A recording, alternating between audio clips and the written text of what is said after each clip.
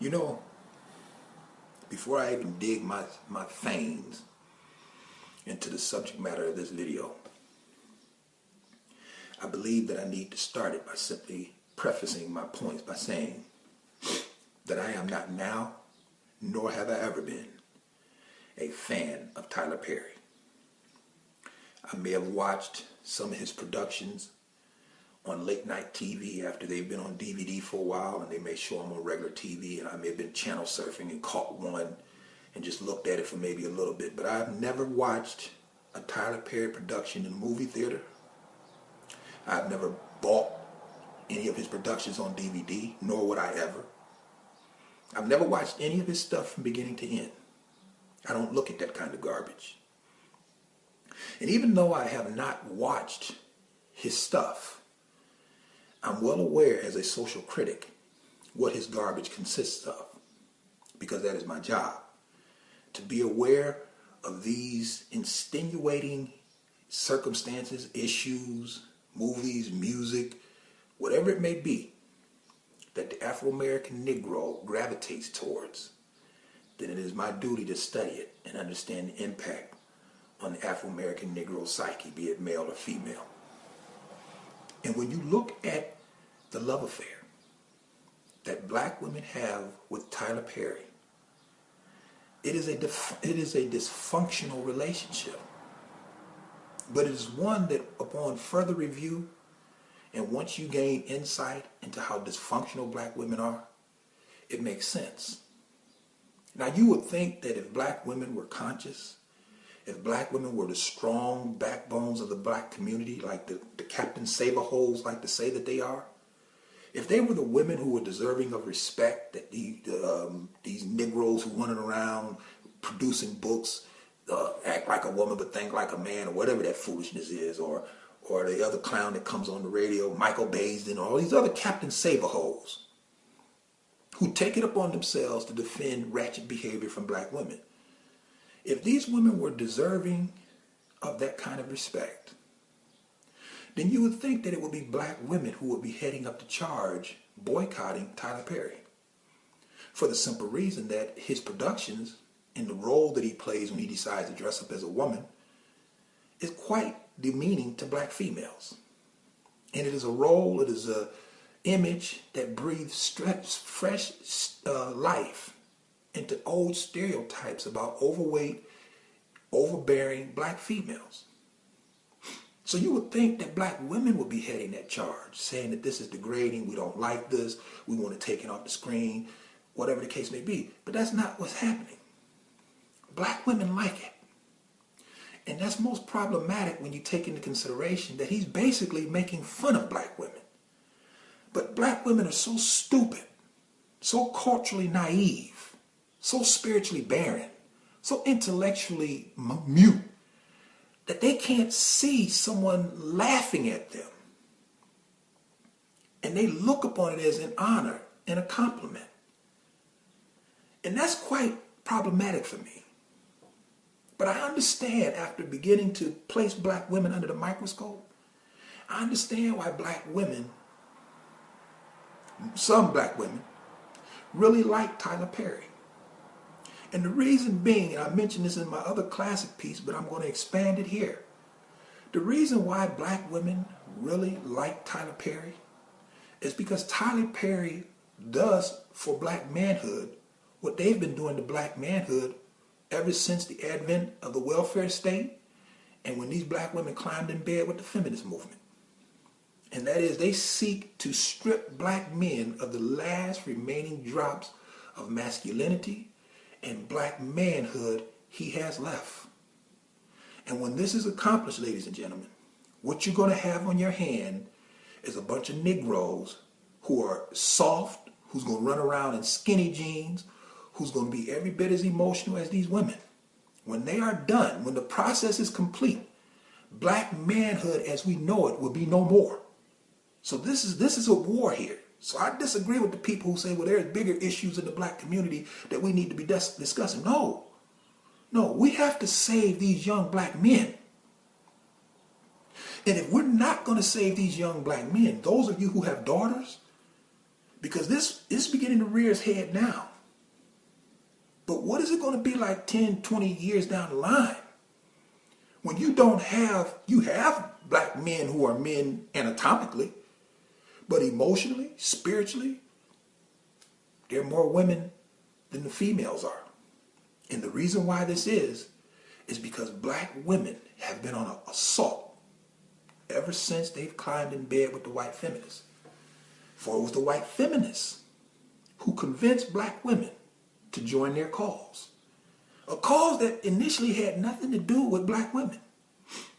White women had a problem with white men. So they created the feminist movement because they felt like they were being treated as second-class citizens.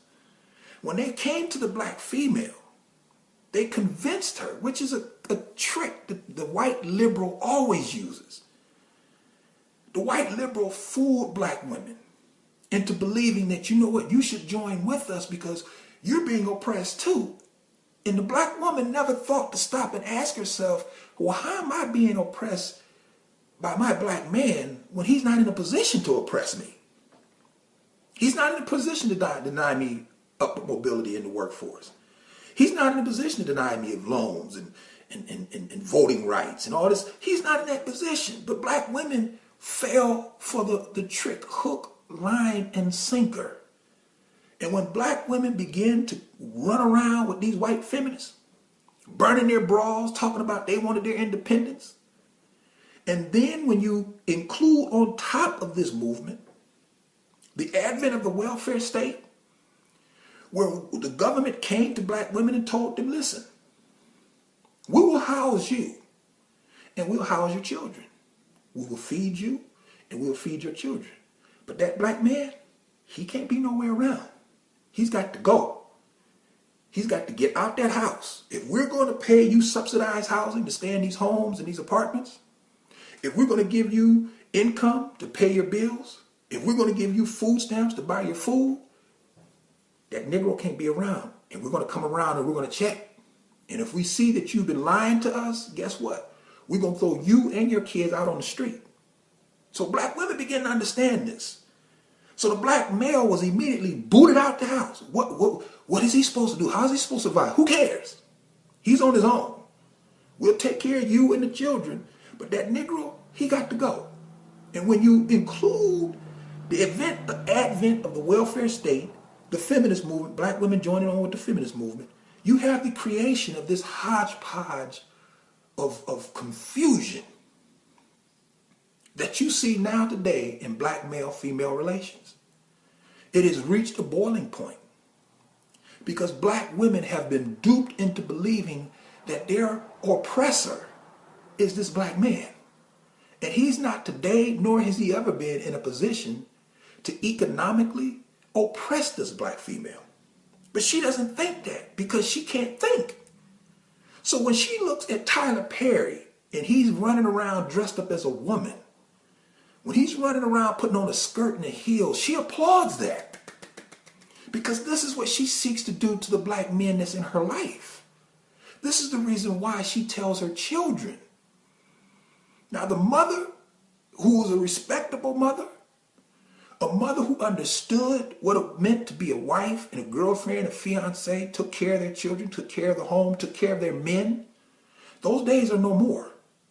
These women today, nothing like those women from yesterday.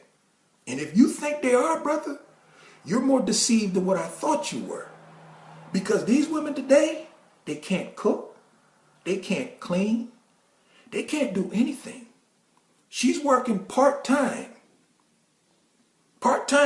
20 hours a week, if that. And she's coming home with one child, and she can't prepare a hot meal for that child 7 days a week. She's got to run out to some fast food restaurant because she's tired. Yet her mother, who worked 48 hours a week cleaning some woman's kitchen, cleaning their basement, cleaning their attic, cleaning their yard, came home on the bus, riding 2 hours on the bus, getting home, and still was able to prepare a hot cooked meal 7 days a week for a house full of kids. And even in the summertime when she fed her children, if some of the kids in the neighborhood was around, she fed them too. And then had a hot plate waiting on the father when he came home. But now you had that woman of yesterday doing all of that. And now you got these hoes today who work 20 hours a week. And with one child, that child's got sitting up in McDonald's or Wendy's or some other fast death restaurant, and you feeding it processed garbage. You feeding your daughters this gunk that is injected with growth hormones. And then you wonder why your daughter's having her menstrual cycle so young. She has breasts bigger than you do now, and you didn't even have none when you was her age, but she's got them now. Hips, butt, and she's only 12 because you're feeding her this garbage because you won't cook vegetables for the kid because you're a sorry woman. But see, you don't understand that. See, because your main objective is to demasculate this black male. And when you get a chance, every opportunity you get, this black woman is going to put down that black male. She wants those children to view that man the same way she does. This is the reason why she's constantly in their ear, telling them as children, your daddy ain't shit. Fuck your daddy. He ain't nothing. That nigga sorry. He a hoe.